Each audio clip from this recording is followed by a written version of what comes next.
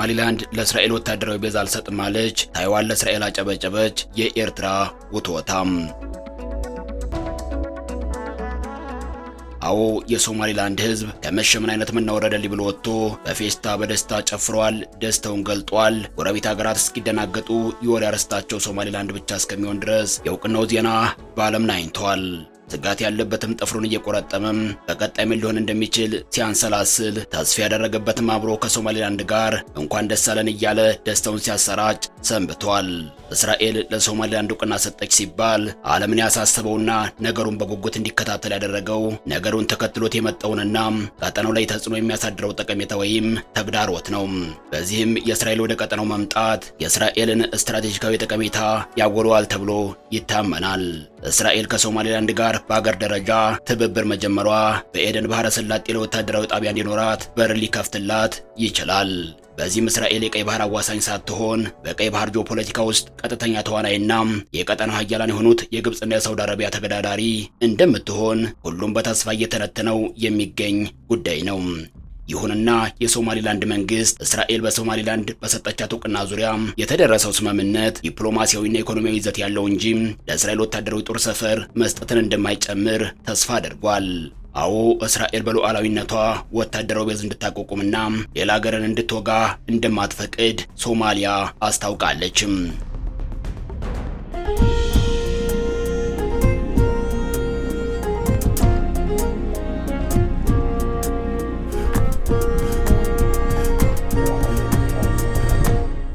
የሶማሊላንድ ፕሬዝዳንት ጽህፈት ቤት ኃላፊ ከድር አብዲ እስራኤል ለሶማሊላንድ የሰጠቻት እውቅና በማናቸውም አረብ ሀገር ወይም እስላማዊ ሀገር ላይ ያነጣጠረ አይደለም ብለዋል። የእስራኤል እውቅና ሶማሊላንድ ከአረቡ ዓለም ጋር ያላትን ግንኙነት በሚጎዳ መልኩ የተሰጠ እንዳልሆነም አብዲ አብራርተዋል።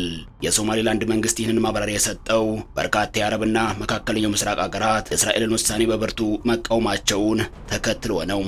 ይህ ታዲያ በአፍሪካ ቀንድና በመካከለኛው ምስራቅ ፖለቲካ ውስጥ ከፍተኛ የሆነ ጉምጉምታ እያስነሳ ነው። አዎ የሶማሊላንድ መንግስትን መግለጫ ማውጣቱ ለተለያዩ ሀገራትና አካላት የተለያዩ መልእክቶችን እንደ መላክ ነው። ለአረብ ሀገራት እኛ የማንኛውም ሀገር ግጭት መሳሪያ አንሆንም፣ ለአፍሪካ ህብረት እውቅና እንፈልጋለን እንጂ ቀጠናውን ለመበታተንና ስጋት ላይ ለመጣል እቅድ የለንም፣ ለእስራኤል ደግሞ ግንኙነት እንፈልጋለን ግን ገደብ አለው የሚሉ መልእክቶችም። ሶማሊላንድ ፖለቲካው ወዲያና ወዲህ እያንገላታት ነው። ወዲህ እውቅናውን ትሻለች፣ ወዲያ ደግሞ ከአረብ ሀገራት ጋር ያላት ግንኙነት ላይ ጥላ እንዳይጥል ስጋት አላትም። አዎ ጉዳዩ በአረብ ሀገራት ትልቅ ስጋት ፈጥሯል። እናም ጉዳዩ በቀይ ባህር በፍልስጤም ጣጣ በአረብ ሀገራት ውስጣዊ ደህንነትና በቀጠናው ላይ የሚያመጣውን ለውጥ ባንክሮ እየተከታተሉ ነው። አረብ ሀገራት የእስራኤል ጉዳይ ቀላል የዲፕሎማሲያዊ ግንኙነት ብቻም አይደለም፣ ከፍተኛ ክብደት የተሰጠው ነው። እስራኤል ለሶማሊላንድ እውቅና ሰጠች ማለት በተዘዋዋሪ መንገድ እስራኤል በአረብና እስላማዊ ሀገራት ላይ ተጽዕኖ መፍጠር ቻለች ማለት ነው። ብዙ የአረብ መንግስታት ፍልስጤም መፍትሄ ሳታገኝ ለራሷ እውቅና እያገኘች ነው ብለው ይፈራሉ። ይህ ደግሞ በአረብ ህዝቦችና መንግስታት መካከል የተለመደውን ለፍልስጤም ያላቸውን የድጋፍ ስሜት ሊያተራምስ ይችላል። ሶማሊላንድ እየጣረች ነው። ወታደራዊ ቤዝ አልሰጥም የሚለው ቃሏ በመከላከያነት ይልቅ ፖለቲካዊ ይዘት ያለው ነው። ምን ታድርግም በወጥመድ የተያዘች አይጥ ሆነችም። እስራኤልን ብትሆን እውቅና መስጠቷን እንደ ስትራቴጂካዊ ስልት ሳይሆን እንደ ፖለቲካዊ ሁነት ብቻ ብትመለከተው ምን ይጎዳታል የሚሉም አልጠፉም። ይህ ግን እውነት አይመስልም። በፖለቲካው ዓለም ሃይማኖታዊ ባህሪ አይሰራም። ፖለቲካው ውስጥ አፈር ይዘህ ወደ ወርቅ ተጠጋ የሚለው አባባል ይበልጡኑ ይሰራል። ሰጥቶ ምላሽ የማይፈልግ ወይም የማይጠብቅ ቀሽም ነው። እስራኤል ስትቀሽም አየሁ የሚል የለም። የቀይ ባህር ደህንነት፣ የንግድ እንቅስቃሴና ስትራቴጂካዊ ፍርሃትም። ቀይ ባህር ለአረብ ሀገራት የኢኮኖሚ ደም ስር ነው። ሳውዲ አረቢያ፣ ግብጽ፣ የመንና ሌሎች ሀገራት ንግዳቸው፣ ነዳጅ መላኪያቸው፣ የባህር ደህንነታቸው በቀጥታ ከቀይ ባህር ጋር የተያያዘ ነው። ሶማሊላንድ በባብኤል መንደብ አቅራቢያ መገኘቷ ደግሞ ማንኛውንም አዲስ የውጭ ኃይል እንዲገባ የሚፈቅድ ከሆነም ነገሩን አስጨናቂ ያደርገዋል። የአፍሪካ አረብ ሚዛን መቀያየርም። አረብ ሀገራት በአፍሪካ ቀንድ ውስጥ ለዘመናት የቆየ ተጽዕኖ አላቸው። እስራኤል በዚህ ቀጠና በእውቅና ስም መግባቷ ይህንን ሚዛን ያናውጠዋል። በተለይ ግብጽና ሳውዲ አረቢያ ይህንን እንደ ቀጥተኛ ተግዳሮት ይመለከቱታል።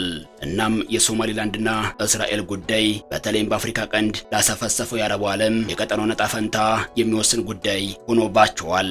ታይዋን ለእስራኤል ስታጨበጭብ ቻይና ጦሯን ወደ ታይዋን አስጠጋችም። ታይዋን እስራኤል ሶማሊላንድን እንደ ሉዓላዊ ሀገር በይፋ እውቅና ለመስጠት ያስተላለፈችውን ውሳኔ በደስታ መቀበሏን አስታውቃለችም።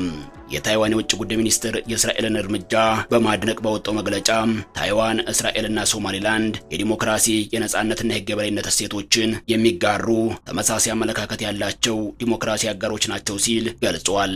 በተጨማሪ ውሳኔውን በታይዋን በእስራኤልና በሶማሊላንድ መካከል በሁሉም መስኮች የጠበቀ የሶስትዮሽ ትብብር እንዲኖር ምቹ ሁኔታን ይፈጥራል ተብሎም ይጠበቃል ብሏል። የኤርትራ ውትወታም የኤርትራ የማስታወቂያ ሚኒስቴር መግለጫ እስራኤል ለሶማሊላንድ የሰጠችው እውቅና ቀጠናዊና ዓለም አቀፋዊ አደገኛ ቀውስና ብጥብጥ ለመፍጠር ለረጅም ጊዜ ሲብላላ የቆየ ጉዳይ ነው በማለት ከዚህ አንጻር ይህ ጉዳይ ከታይዋን ጉዳይ ጋር የሚመሳሰል በመሆኑ ቻይና ከምታደርገው አቋም አንጻር ያለባትን ሞራላዊ ኃላፊነት መወጣት ይጠበቅባታል በማለት ቻይና ነገሩን እንድትቃወም ጥረት እያደረገ ይገኛል። ኤርትራ በታሪኳ ሁሉንም የውጭ ቤዞች በአካባቢዋ መኖር ትቃወማለችም። ራሷ በትግል ነጻነትን አገኘው ብትልም ዛሬ ግን ሌሎች ሀገራት ራሳችንን ችለን እንቁም በማለት የሚያነሱትን ጥያቄ በበጎ ለመመልከት አልፈቀደችም።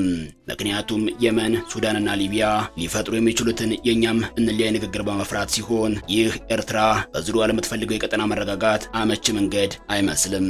ወደ ታይዋንና ሶማሊላንድ ስንመለስ ቀደም ሲል በጎርጎረሳውያኑ ነሐሴ 2020 ታይላንድ በሶማሊላንድ መዲና ሀርጌሳ ተወካይ ጽህፈት ቤት የከፈተች ሲሆን ሶማሊላንድን በተመሳሳይ በዚያው ዓመት በታይዋን መዲና ታይፔ ጽህፈት ቤቷን በመክፈት ምላሽ ሰጥታለች። በቅርቡ በሐምሌ ወር ሁለቱ ወገኖች በቀይ ባህርና በኤደን ባህረ ሰላጤ ያለውን የአሳሳ ደህንነት በጋራ ለመጠበቅ የየብስ ጠረፍ ላይ ጥበቃ ትብብራቸውን ለማጠናከር ስምምነት መፈራረማቸውም ይፋ ሆኗል። ልክ ሶማሊያ ሶማሊላንድን የኔ አካል የሆነች እንደምትላት ሁሉ ቻይናም ለታይዋን ተመሳሳይ አቋም እንዳላት ይታወቃል። እና እስራኤል ለሶማሊላንድ እውቅና መስጠቷን በሰማች ማግስት ቻይና የታይዋንን ዋና ወደቦች የመዝጋት ሙከራን የሚያካትትና ለወራሪዎችና ለውጭ ኃይሎች ጥብቅ ማስጠንቀቂያ ነው ያለችውን ከፍተኛ ወታደራዊ ልምምድ በታይዋን ዙሪያ ማድረግ መጀመሯ እየተገለጸ ይገኛል። ቻይና ይህንን አዳዲስ እንቅስቃሴ የጀመረችው እስራኤል ለሶማሊላንድ የሀገርነት እውቅና መስጠቷን ተከትሎም ታይዋንም ተመሳሳይ ዕድል ታገኛለች በሚል ስጋት መሆኑ እየተገለጸ ነው። ቻይና የእስራኤል ውሳኔን በመቃወም የሶማሊያን ሉዓላዊነትና አንድነት እንደምትደግፍ አስታውቃለችም። በዚህም ወታደራዊ ልምምዱ በቀጥታ የተኩስ ልምምድ፣ የአየር ኃይል፣ የባህር ኃይልና የሮኬት ወታደሮችን ያሳተፈ ሲሆን የታይዋን መከላከያ ኃይል በአጸፋ መልስ ለመስጠት ወታደሮቹንና የጦር መሳሪያዎቹን በተጠንቀቅ ማሰማራቱን ተሰምቷል። ይህ የቤጂንግ እርምጃ የመጣው አሜሪካ ለታይዋን 11.1 ቢሊዮን ዶላር የጦር መሳሪያ ሽያጭ ማጽደቋንና የጃፓን ጠቅላይ ሚኒስትር ሳናይ ታካይቺ ቻይና በታይዋን ላይ ጥቃት ከሰነዘረች የጃፓን ጦር ጣልቃ ሊገባ እንደሚችል ፍንጭ መስጠታቸውን ተከትሎ ነው።